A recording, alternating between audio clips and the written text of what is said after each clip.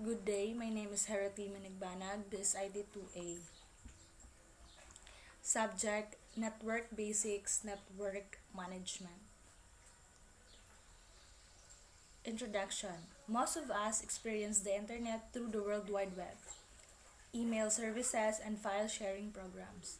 These applications and many others provide a human interface to the underlying network, enabling us to send and receive information with relative ease. Typically, the applications that we use are intuitive, meaning we can access and use them without knowing how they work. However, for network professionals, it is important to know how an application is able to format, transmit, and interpret messages that are sent and received across the network. Visualizing the mechanism that enable communication across the network is made easier if we use the layered framework of the open system interconnection model. In this chapter, we will focus on the role of one layer, the application layer and its components, application, services, and protocols. We will explore how these three elements make the robust communication across the information network possible. Body. Application layer is the layer that provides the interface between the applications we use to communicate and the underlying network over which our messages are transmitted. These protocols specify the format and control information necessary for many of the Internet communication functions. Application layer protocols are used by both the source and destination devices during a communication session. Applications provide people a way to create messages. Application layer services establish an interface to the network.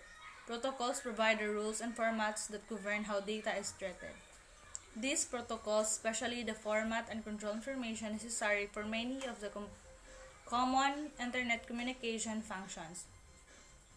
Among these TCP/IP protocols are Domain Name Service Protocol or DNS is used to resolve Internet names to IP addresses. Hypertext Transfer Protocol or HTTP is used to transfer files that make up the web pages of the World Wide Web. Simple Mail Transfer Protocol or SMTP is used for the transfer of mail messages and attachment.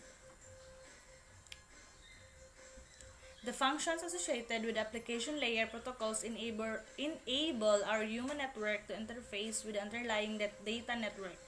Within the application layer, there are two forms of software programs or processes that provides access to the network, application, and services. Applications are the software programs used by people to communicate over the network. Some end-user applications are network-aware, meaning that they implement the application layer protocols and are able to communicate directly with the lower layers of the protocol stack. Email clients and web browsers are examples of these types of applications. Application layer services other program may need the assistance of application layer services to use network resources like file transfer or network printer. These services are the programs that interfere or interface with the network and prepare the data transfer.